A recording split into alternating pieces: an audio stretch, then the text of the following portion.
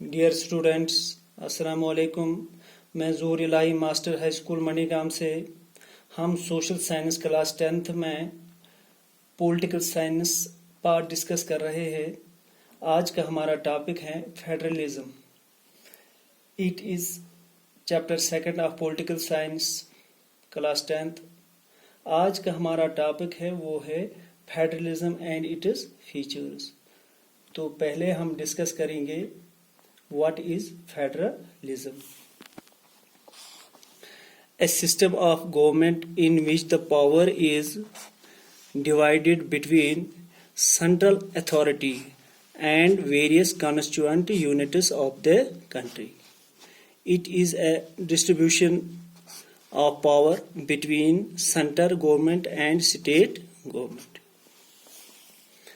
यानी फेडरलिज्म उस सिस्टम को कहते हैं जहां पावर डिवाइड किया जाता है between central government and various constituent units. Various constituent units means regional government, state government और लोकल बॉडीज। लोकल बॉडीज में पंचायत और म्यूनिसिपैलिटीज आते हैं। In short, it is distribution और division of power between central government and state government. यहाँ power को divide किया जाता है between central government and state government. In federal government there are 2 or more than 2 types of government. इसमें central government होती है, state government होती है और थर्ड लेवल पे लोकल बॉडीज, पंचायत उसमें आते हैं या म्यूनिसिपैलिटीज होती हैं। यहाँ 2 या 2 से ज्यादा लेवल की गवर्नमेंट होती है।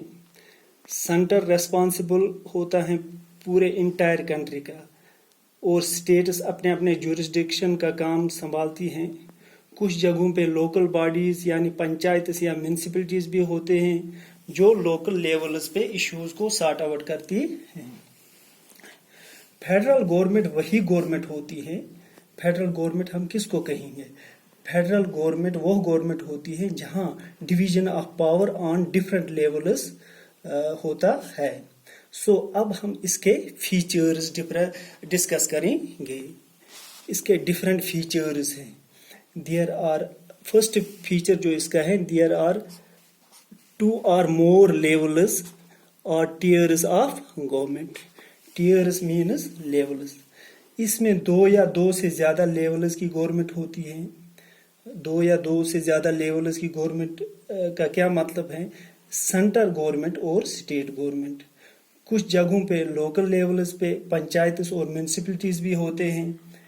टीयर्स का मतलब मैंने आपको बोला कि टीयर्स का मतलब हो गया लेवल्स। इसके बाद सेकंड फीचर है इसका, different levels of government govern the same citizens but each level has its own jurisdiction. इसका मतलब ये है कि गवर्नमेंट तो 2 तरह की होती है, सेंटर और स्टेट, मगर जिन लोगों को वो गवर्न करती है वो तो सेम ही होते हैं।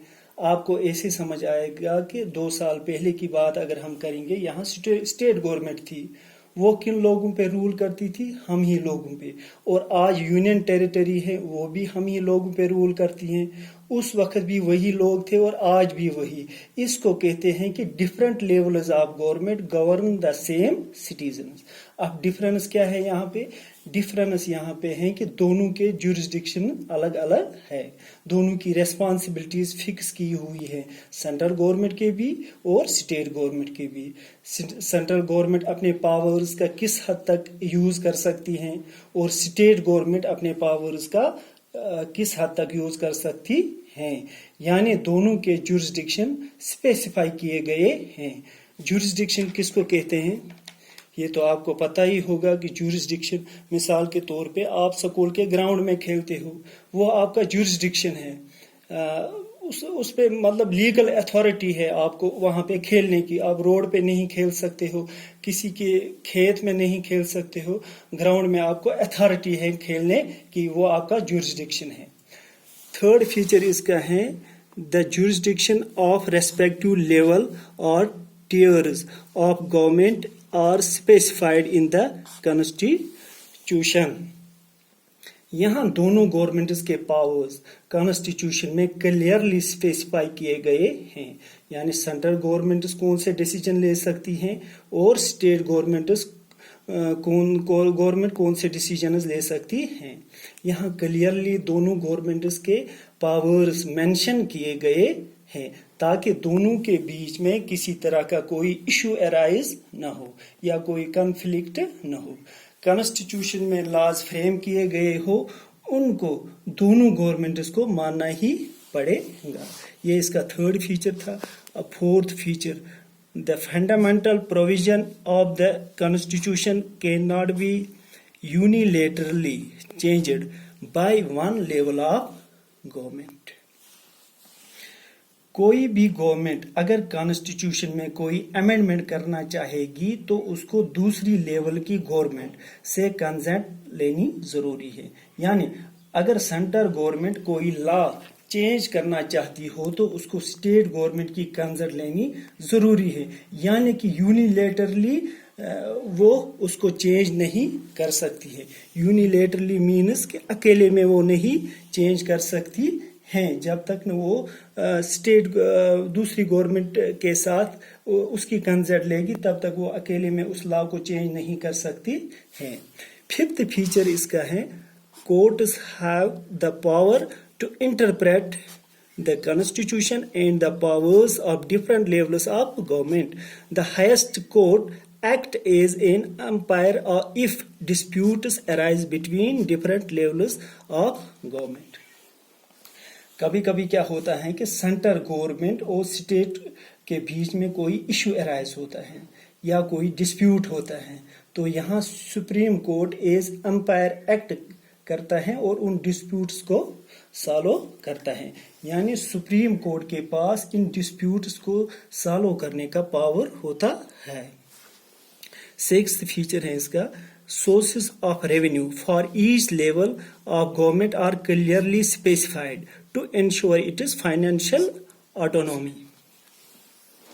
किसी भी गवर्नमेंट को कंट्री चलाने के लिए पैसों की जरूरत होती है, ये पैसा कहाँ कहाँ से जनरेट होगा, यानी दोनों गवर्नमेंट्स के सोर्सेस ऑफ रेवेन्यू क्या होंगे, ये पहले से ही क्लियरली स्पेसिफाई किए होते हैं कि स्टेट गवर्नमेंट कहाँ से रेवेन्यू जनरेट करेगा और सेंट्रल गवर्नमेंट कहाँ से रेवेन्यू जनरेट करेगी। मिसाल कुछ टैक्सेस हम देते हैं वो स्टेट को जाते हैं और कुछ टैक्सेस सेंट्रल गवर्नमेंट को जाते हैं।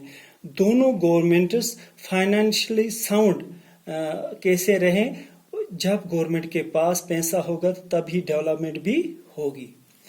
सेवंथ फीचर इसका है, to safeguard and promote unity of country.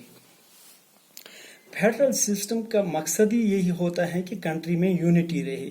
यहाँ पर डिफरेंट कम्युनिटीज का ख्याल रखा जाता है, रीजनल डाइवर्सिटीज को अकोमोडेट किया जाता है। इसकी एग्जांपल हमारे सामने बेल्जियम की है जो आपने फर्स्ट चैप्टर में पढ़ा। उन्होंने कम्युनिटीज डिफरेंट कम्युनिटीज को बहुत अच्छे से अकोमोडेट किया और वो डेवलपमेंट में बहुत आगे चले गए। इसलिए किसी भी कंट्री की डेवलपमेंट के लिए जरूरी है कि वहाँ क्या होनी चाहिए, वहाँ यूनिटी होनी चाहिए।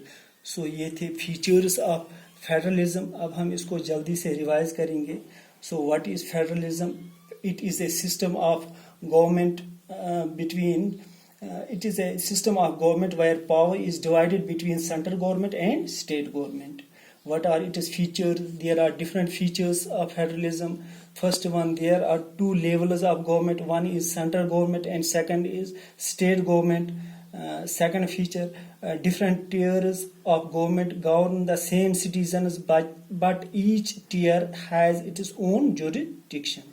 यानी different levels of government same citizens को गवर्न करती हैं मगर जुरिस्डिक्शन इनके अलग अलग होते हैं, वो मैंने आपको बताया। Third, the jurisdiction of the respective level of government are specified in the constitution, यानी दोनों गवर्नमेंट्स के पास के पावर कॉन्स्टिट्यूशन में क्लियरली स्पेसिफाई किए गए हैं। Fourth, the fundamental provision of the constitution cannot be unilaterally changed by one level of government. कोई भी गवर्नमेंट अकेले किसी लॉ को अमेंड नहीं कर सकती है जब तक न दूसरी गवर्नमेंट को कंसेंट उसको होगी। और फिफ्थ क्या है, courts have the power to interpret the constitution and powers of government at different levels. यानी कोर्ट्स के पास ये पावर होता है कि अगर कोई भी इशू गवर्नमेंट के बीच में राइज होता है वो उसको सॉल्व कर सकता है. Sixth, source of revenue for each level of government. दोनों गवर्नमेंट यानी स्टेट और सेंटर रेवेन्यू कैसे जनरेट करेंगे ये ऑलरेडी स्पेसिफाइड होता है. Last, to safeguard and promote unity of country. So federal system में यूनिटी ऑफ कंट्री को प्रायोरिटी दी जाती है, यानी यूनिटी कंट्री में कैसे यूनिटी रहेगी इस पे बहुत काम किया जाता है. ये थे फीचर्स ऑफ डेमोक्रेसी. अगले वीडियो में हम इंशाल्लाह इस चैप्टर का एक और टॉपिक डिस्कस करेंगे. थैंक्स.